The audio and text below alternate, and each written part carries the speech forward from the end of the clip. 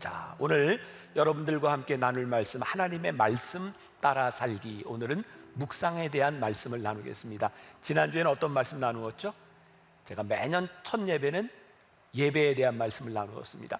혹시 여러분들 가운데 이 말씀을 아직 듣지 못한 분이 있다면 유튜브로 들어가서 예배에 대한 말씀을 한번 듣고 오늘 또 이 하나님의 말씀을 우리들이 어떻게 묵상할까 나누면 훨씬 더 좋을 것 같습니다. 말씀을 읽는 것, 말씀을 묵상하는 것, 그리고 말씀대로 사는 것은 다른 차원의 문제라고 생각합니다. 누구나 말씀을 읽을 수 있습니다. 그러나 누구나 그 말씀을 묵상하지는 않습니다. 말씀을 묵상한 대로 누구나 말씀대로 사는 것은 아닙니다. 저는 참 좋아하는 표현이 하나 있습니다. 말씀이 나에게 부딪혔다. 말씀이 우리들에게 부딪힐 때 얼마나 충격적인 일이겠습니까? 말씀이 우리들에게 딱 부딪히는 순간 우리들이 아프지 않겠습니까? 그래서 오늘 2021년도를 시작하며 이 묵상에 대한 말씀을 나누며 저는 여러분들과 함께 이런 기도를 하고 싶어요. 주님, 말씀으로 인하여 우리의 마음이 아프게 하소서. 말씀이 우리들에게 무감각하게 흘러가는 것이 아니라 말씀이 우리들에게 부딪히게 하여 주옵소서. 아마 고린도후서 7장 9절에서 10절 사도 바울이 이런 마음으로 성도들에게 이런 편지를 쓰지 않았을까요? 같이 한번 보겠습니다. 내가 지금 기뻐함은 너희로 근심하게 한 까닭이 아니요 도리어 너희가 근심함으로 회개함에 이른 까닭이라. 너희가 하나님의 뜻대로 근심하게 된 것은 우리에게서 아무 해도 받지 않게 하려 함이라. 하나님의 뜻대로 하는 근심은 후회할 것이 없는 구원에 이르게 하는 회개를 이루는 것이요 세상 근심은 사망을 이루는 것이니라. 사도 바울은 고린도에 있는 교인들이 하나님의 말씀으로 인하여 근심했으면 좋겠다. 이것은 세상적인 근심을 이야기하는 것이 아니라 하나님의 말씀이 우리들 가운데 들어옴으로 인하여 너희들이 심한 근심, 그 근심이 뭐를 이뤄요? 우리로 하여금 회개하는 것. 그래서 감리교회 창시자인 요한 웨슬레 목사님은 회개는 구원에 이르는 현관이다, 이런 표현을 썼어요. 하나님의 말씀이 우리 속에 들어와서 우리들이 회개하고 아파하기 시작할 때 우리는 비로소 구원의 현관에 들어서 회개한다, 이게 돌이킨다는 거죠. 우리들이 말씀이 부딪힐 때 진짜 목적이 그 부딪히는 것으로 끝나는 것일까요? 저는 그렇게 생각하지 않습니다. 우리는 부딪히는 것으로 끝나는 것이 아니라 하나님의 말씀을 따라 살기 위하여 말씀이 부딪혀야 되겠다. 이쯤 2021년 우리들이 이 소원을 가지고 한 해를 열어가면 좋을 것 같습니다. 앤드류 머레이가 쓴 예수님을 깊이 경험하라의 이런 구절이 있습니다. 제가 좀 읽어드리려고 해요. 성도들이여, 날마다 주님의 발 앞에 나와서 자신을 드리고 주님만 바라보며 주님의 말씀을 묵상하자.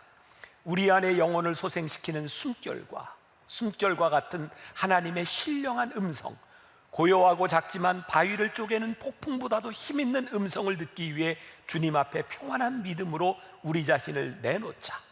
그리스도께서 내 안에 거하라고 말씀하신다. 진심으로 예수 그리스도의 말씀하신 바를 듣는 영혼은 그 말씀과 함께 주님이 주시는 축복을 받아들이고 부여잡을 수 있는 권능을 얻게 된다. 오늘 이 말씀을 나누면서 여러분들과 함께 부르고 싶은 찬양이 있고 이 찬양을 여러분들이 가슴에 안고 말씀을 계속 들었으면 좋겠어요. 우리 잘 아는 찬양이죠. 말씀 앞에서. 우리 한번 같이 찬양해 봅시다. 말씀 앞에서 경외함으로 주께 홀로 섭니다. 생명의 말씀 읽고 순종해 주를 예배합니다. 기록된 말씀 힘이 있어서 진리로 우리를 거룩해 하며 거룩한 말씀 세세 영원히 복음이 되어 말씀하시네. 하나님 말씀에 두려워 떠는 자, 그 말씀에 생명을 거는 자, 한 사람 찾으시는 하나님의 약속을 믿어 하나님 말씀에 운명을 거는 자, 순종하며 주 따라가는 자,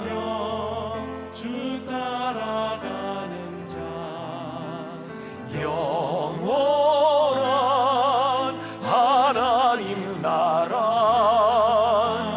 이뤄갈 주의 교회여 일어나라. 하나님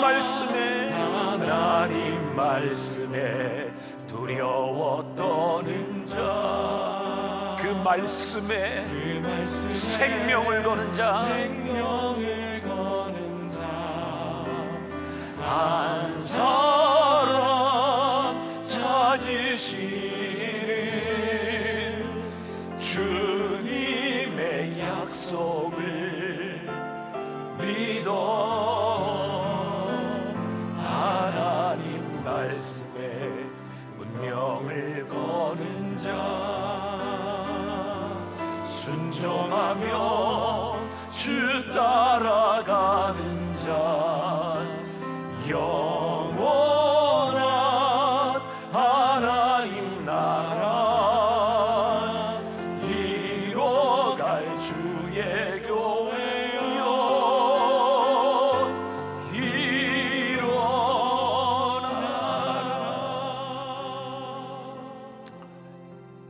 텅텅 비어있는 예배당을 보면서 지금 우리가 당하고 있는 이런 어려운 시간들을 바라보며 우리가 하나님의 말씀에 운명을 걸지 않고 하나님의 말씀에 생명을 걸지 않고 우리들이 예수를 믿는다면 우리가 어떻게 신앙생활을 제대로 할 수 있겠는가?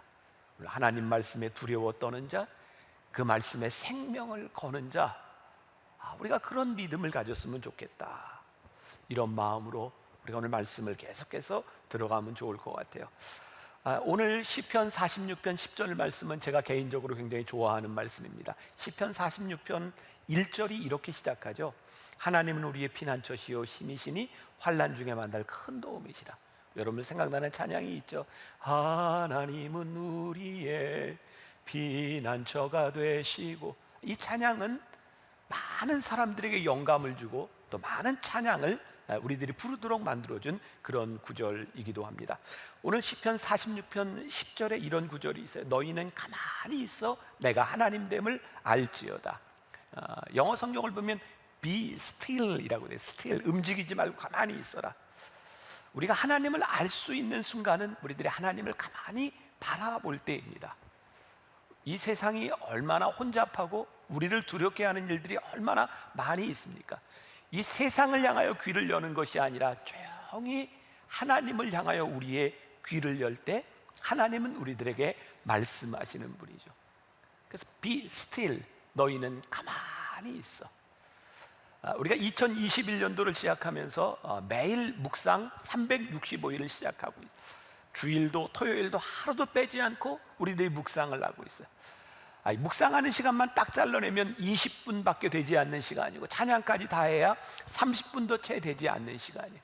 하루 24시간을 시작하는 우리들에게 그렇게 긴 시간이 아니에요. 근데 저는 이 시간이 우리들에게 너무 중요하다고 생각하는데, 왜냐하면 우리들의 삶의 그 시간, 주님의 음성을 듣기 위해서 be still, 너희는 가만히 있어 주의 음성을 듣는, 잠시 우리들의 삶의 일상을 멈추고 주의 음성을 듣는 시간이기 때문에 이 시간이 우리들에게 귀하다고 생각합니다.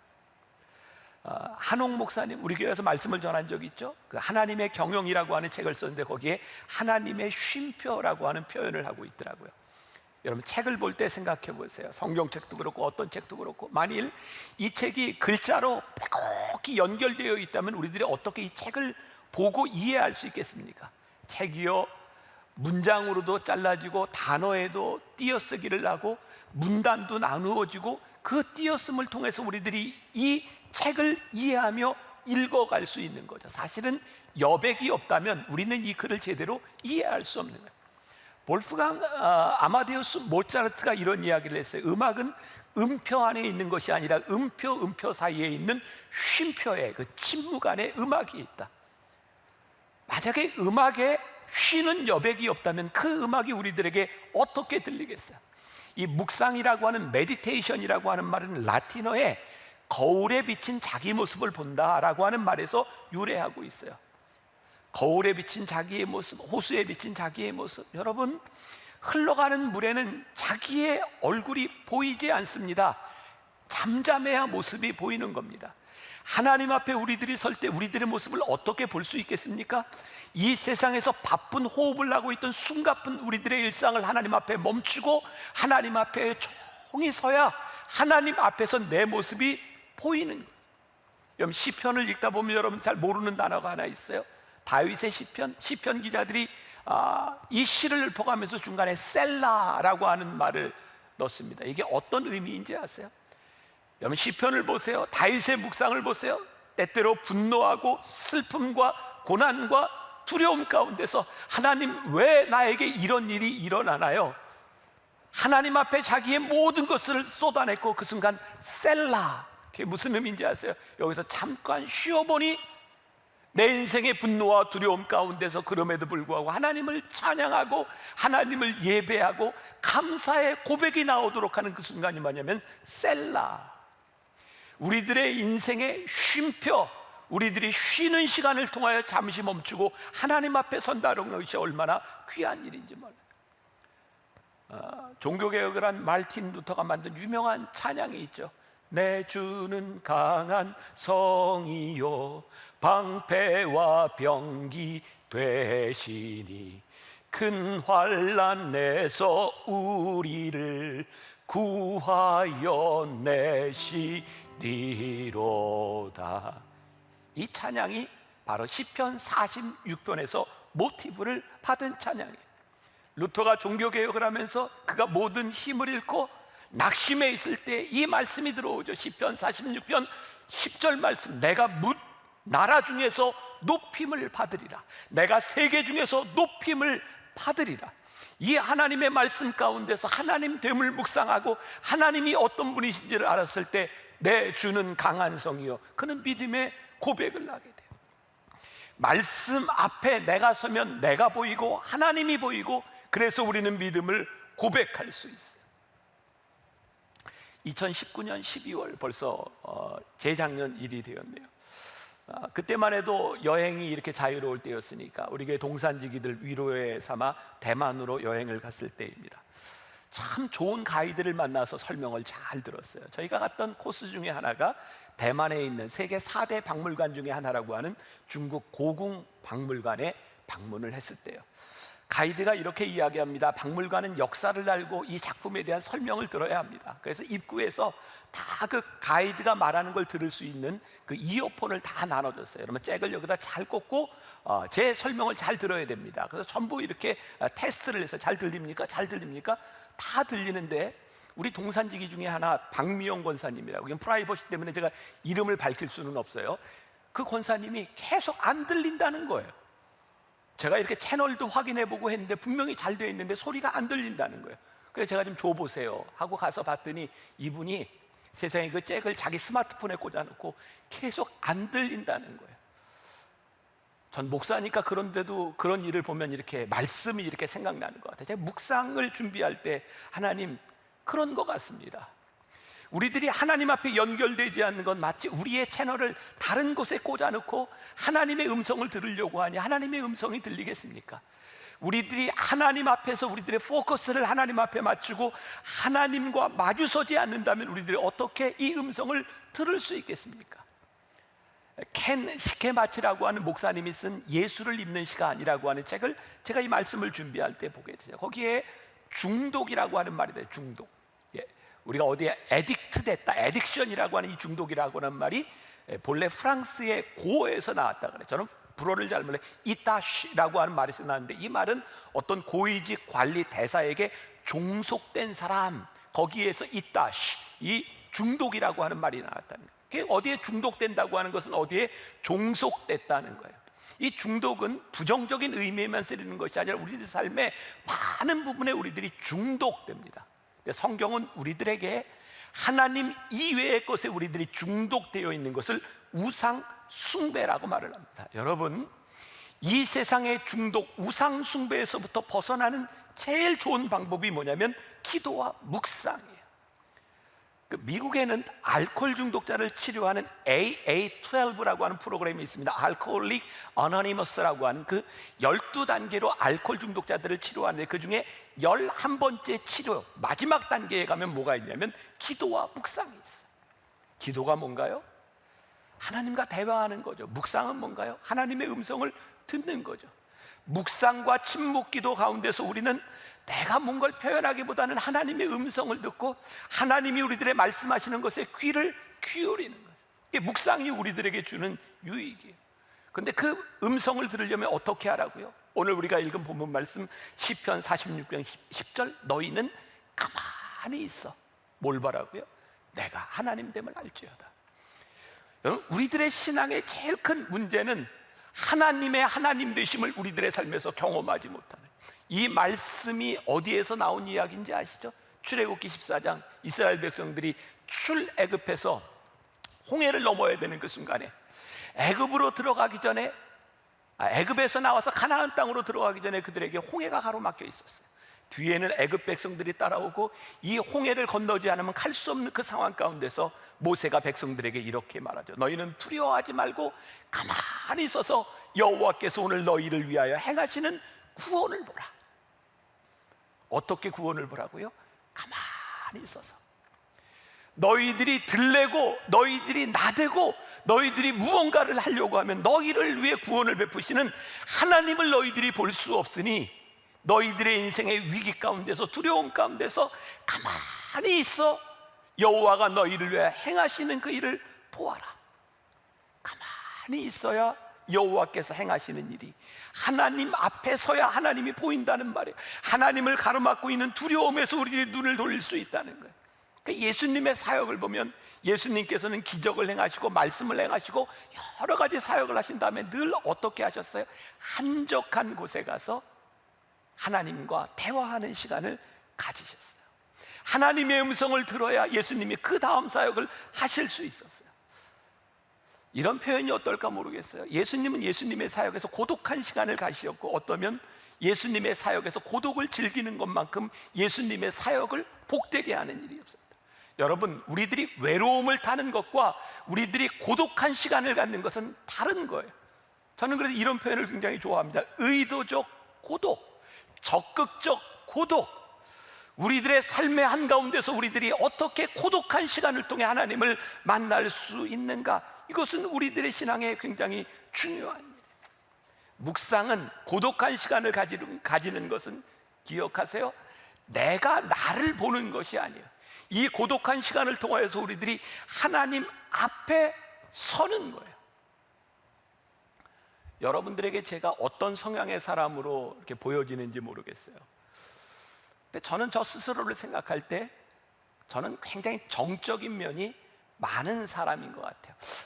다시 말하면 저는 정적인 것을 좀 즐기는 스타일이에요. 제가 목회를 하면서 제일 많은 아이디어를 얻는 것은, 저는 누구와 이야기를 하거나 제가 어떤 일을 할 때가 아니라 저 혼자 있을 때 가장 많은 생각들이 저 머릿속에 들어와요. 제가 제일 즐기는 것 중에 하나가 혼자 산을 오르는 거예요. 혼자의 탄천을 걷는 거예요. 참 신기하죠? 아무것도 보지 않고 그냥 혼자 길을 걸을 때 제 안에서 많은 목회에 대한 생각들과 믿음에 대한 생각들이 저에게 들어와요.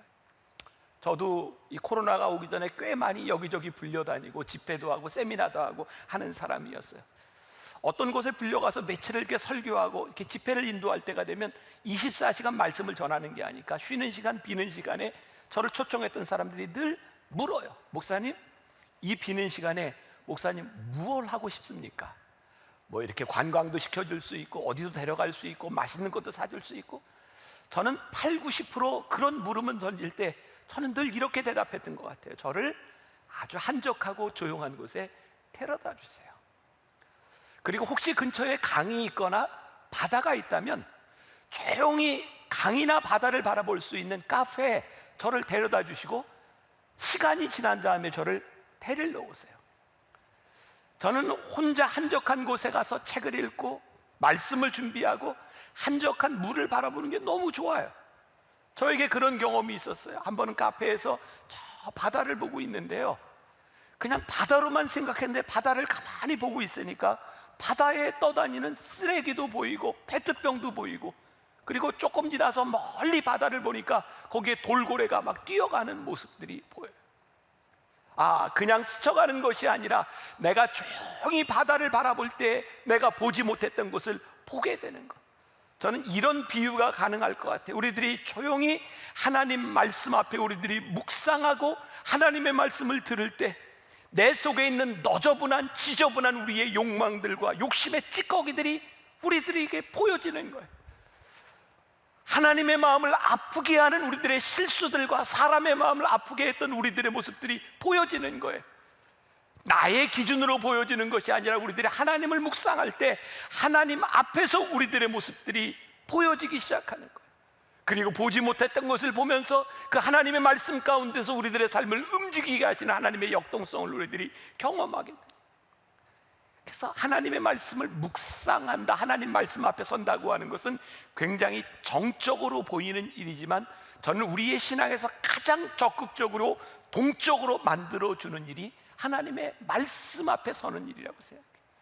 우리들이 진지하게 하나님 말씀 앞에 서면 우리들이 그냥 쉽게 지나칠 수 없는 일들, 우리들이 한 말씀을 붙들고도 그냥 그렇게 쉽게 지나칠 수 없는 말씀들, 우리들이 찬양을 하나 앞에 두고도 그렇게 쉽게 부를 수 없는 찬양들이 우리들에게 얼마나 많은지 몰라요. 이번 새벽에 말씀을 전하며 제가 여러분들과 그런 이야기 했던 적이 있죠. 주 예수보다도 귀한 것은 없네, 이 세상 무기와 바꿀 수 없네. 잘 아시는 찬양이죠. 주 예수보다도 귀한 것은 없네, 이 세상 무기와 바꿀 수 없네. 우리 많이 부르는 찬양이잖아요. 우리가 하나님 앞에 서서 하나님이 이 찬송을 듣고 있다고 생각해 보세요. 주 예수보다도 귀한 것은 없네, 이 세상 무기와 바꿀 수 없네. 이 찬양을 하나님 앞에서 우리들이 그렇게 쉽게 부를 수 있는 찬양이 아니에요. 우리들이 그렇게 쉽게 불렀던 찬양들이 그렇게 쉬운 찬양이 아니에요. 이번 새벽에 우리들이 불렀던 찬양이 또 그런 게 있죠. 내게 있는 모든 것을 아낌없이 드리네, 사랑하고 의지하며 주만 따라가리, 주께 드리네, 주께 드리네, 사랑하는 구주 앞에 모두 드리. 저는 이 찬양을 우리가 변질시켰다고 생각하거든요. 이 찬양 주로 언제 불러요? 헌금할 때. 주께 드리네. 내 지갑에서 돈 몇 장 꺼내서 하나님 앞에 드릴 수 있어요. 근데 이 찬양은 우리들 지갑에서 돈을 빼서 드리는 그런 찬양이 아니에요. I surrender all, I surrender all. 이게 무슨 찬양인지 아세요? 내 삶을 하나님 앞에 완전히 드려 항복합니다. 돈 몇 푼을 드리는 것이 아니라 하나님 앞에 내 삶을 항복합니다 라고 부르는 찬양이 이 찬양이에요. 우리가 하나님의 말씀 앞에, 하나님의 임재 앞에 묵상하며 우리들이 설 때 우리들의 신앙이 얼마나 진지해지며, 우리들이 하나님 앞에 설 때 우리들이 그렇게 쉽게 했던 일들을 그렇게 쉽게 할 수 없다고 하는 일들이 우리를 얼마나 하나님 앞에 진지하게 서도록 만들어줄지. 하나님 앞에 묵상으로 우리들이 가만히 있어 이 시간을 가지는 것이 우리들에게 얼마나 중요한 시간이죠. 하나님 앞에 서면 삶의 유익을 우리들이 분명히 경험해요. 사랑하는 여러분, 하나님 앞에 섰을 때 하나님께서 우리들의 삶을 인도해 주시고 우리들의 삶과 함께 하시는 이 영적 유익을 우리들이 믿지 못한다면 이 복잡한 세상 가운데서, 이 바쁜 세상 가운데서 우리들이 어떻게 하나님 앞에 조용히 서서 그 말씀을 대하겠습니까? 제가 이 말씀을 준비할 때 읽었던 김정주 씨가 쓴 안녕 기독교라고 하는 말씀에 이런 그 제목의 글이 있었어요. 에덴 동산에서 타락을 해버리는 아담과 하와 클라스. 아주 제가 재밌게 보아서 여러분들에게 좀 소개해 주려고 그래요. 아담과 하와는 모든 것이 완벽하게 갖추어진 에덴 동산에서도 타락했다. 예수 그리스도는 모든 것이 완벽하게 결핍된 광야에서도 승리했다. 우리의 환경이 아무리 에덴 동산같이 완벽하고 아름다워도 그 중심에 하나님의 말씀이 없으면 우리는 유혹에 굴복한다. 하지만 우리의 환경이 아무리 광야와 같이 메마르고 결핍되어 있어도 그 중심에 하나님의 말씀이 있으면 우리는 유혹에 굴복하지 않는다. 지금 나의 환경과 상황이 너무 후지기 때문에 내가 하나님의 뜻대로 살지 못하게 되는 것이 아니다. 하나님의 말씀이 우리 안에 거할 때 하나님은 우리 안에 거하시는 임재로 이것을 극복하게 하신다. 하나님의 임재는 우리의 평범하거나 후진 일상을 특별하게 만든다. 어제와 똑같은 하루, 똑같은 일상, 똑같은 스케줄인데 갑자기 예수님이 나와 하루 종일 같이 다닌다고 생각해보라. 그럼 나의 하루는 매우 특별해진다. 나의 하루가 바뀌어서가 아닌 특별한 예수님이 동행하기 때문에 나의 하루가 특별해지는 것이다. 하나님의 임재가 이와 같다. 평범한 하루가 하나님의 동행으로 말미암아 특별한 일이 없어도, 아니 특별한 일이 있을 때보다 더 특별해진다. 이 모든 일을 가능케 하는 하나님의 말씀은 참 신비롭다. 제가 우리 교회 묵상을 열심히 하는 분에게 이렇게 물었던 적이 있어요. 묵상의 유익이 무엇인가요? 그분이 인상적인 대답을 해서 매일 묵상하면 하나님을 자주 볼 수 있습니다. 하나님을 자주 볼 수 있습니다. 이 말의 의미는 무엇일까요? 우리가 묵상하면 진짜 하나님을 자주 만나게 될까요? 저는 이 말씀을 우리가 이렇게 이해해야 된다고 생각해요. 우리의 묵상과 관계없이 하나님은 늘 우리와 함께 하십니다. 단지 우리들이 묵상하지 않으면 하나님이 우리들의 삶에서 의식되지 않습니다. 우리가 하나님을 본다고 하는 것, 하나님을 만난다고 하는 것은 지금 우리가 사람과 사람을 맞대고 보는 것처럼 이렇게 보는 것이 아니라 살아계신 하나님이 우리들이 말씀을 묵상함을 통해서 실제적으로 내 안에 계셔서 우리들의 삶을 연결시켜 주시고 우리들의 삶과 함께 하시는 하나님을 우리들이 경험하는 거죠. 기억하세요. 묵상의 습관은 우리로 하여금 성공적인 묵상가를 만드는 데 있지 않습니다. 묵상은 하나님을 의식하고 하나님과 동행하는 신앙인을 만드는 데 있어요. 기억하십시오. 2021년 우리가 365일 묵상을 하는 것은 우리가 성공적인 묵상가가 되는 것이 아니라 이 묵상을 통하여 하나님을 의식하고 하나님과 동행하게 된다. 시편 34편 8절 말씀, 제가 개인적으로 또 좋아하는 말씀이에요. 너희는 여호와의 선하심을 맛보아 알지어다. 묵상은 우리로 하여금 하나님의 말씀은 맛보아 알게 하는 거예요. 전 지금도 제 삶의 가장 젊은 중요했던 순간을 제가 유학 시절을 보냈기 때문에 그때의 생각들이 많이 있어요. 뭐 대부분의 사람들이 그랬지만 저도 유학 시절을 참 가난한 유학생으로 살았어요. 늘 제 아내와 아이들을 데리고 마트에 가면 고기를 사거나 과일을 사거나 야채를 사거나 늘 어떤 게 싼가, 싼 것만 찾아졌던 기억이 나요. 30년 전 미국 사회는 그랬던 것 같아요. 우리나라도 지금은 이렇게 많이 큰 마트도 생기고 그랬지만 큰 마트에 가면 돈 있는 사람이 사 먹는 음식이 있고 돈 없는 사람이 사 먹는 음식이 있어요. 제일 싼 거 가서 사 먹으면 됩니다. 그래서 저는 유학 시절에 제 머릿속에 늘 생각나는 게 뭐냐면 미국은 과일이 달지를 않았어요. 고기가 맛이 없었어요. 음식이 맛이 없었어요. 제가 유학 생활을 하는 동안 제가 즐겨갔던 제일 좋아하는 음식점은 지금도 이름을 잊지 못해요. 대북경이라고 하는 중국집이었어요. 세상에 그 중국집에 가면 짜장면을 이렇게 큰 데다가 짬뽕을 이렇게 큰 해물을 그냥 듬뿍 넣어서 한국에서 보지 못하던, 저에게 미국의 음식점은 제일 많이 있었던 게 그냥 중국집, 그리고 싼 음식들이었어요. 제 머릿속에 늘 어떤 게 있었어요. 아, 미국은 음식이 맛이 없어. 과일은 당도가 떨어져. 고기는 맛이 없어.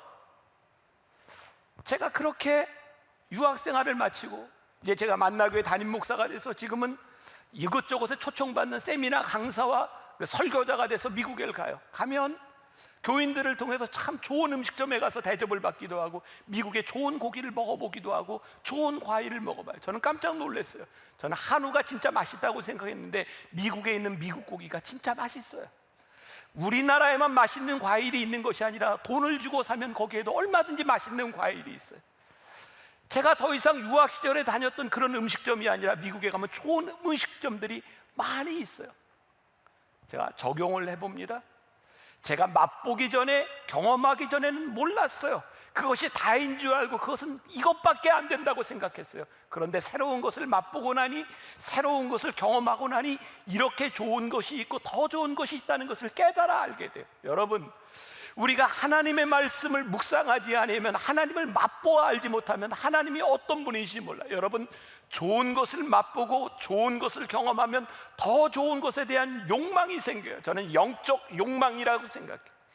우리가 하나님을 믿으면서 우리들에게 영적 욕망, 더 좋은 하나님을 경험하고 맛보기 위한 욕망들이 우리들에게 일어나지 않는다면 우리는 신앙생활을 잘못하고 있는 거예요. 요즘 저에게 큰 축복이 임했어요. 제가 처음 은혜를 받고 말씀을 읽을 때 막 고구마 줄거리를 캐는 것처럼 말씀이 이렇게 막 물고 다니던 막 그때의 그 기쁨들, 그때의 희열들이 제 안에 살아나기 시작했어요.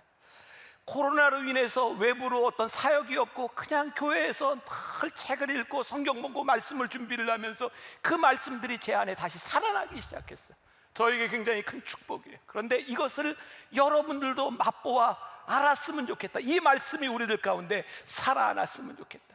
묵상, 하나님의 임재 앞에 설 때 우리 주변에 들리던 걱정과 불안과 분노와 두려움, 이 세상의 소리들이 작아지고 우리를 둘러싸고 있는 하나님의 음성이 우리들에게 들리기 시작할 때 우리는 하나님의 임재 앞에서 믿음의 사람으로서의 삶을 살아가기 시작해요. 말씀 앞에 서면 하나님이 보일 뿐만 아니라 말씀 앞에선 내가 보여요. 말씀 앞에선 내가 보이기 시작하면 내가 무엇을 해야 할지가 보이기 시작해요.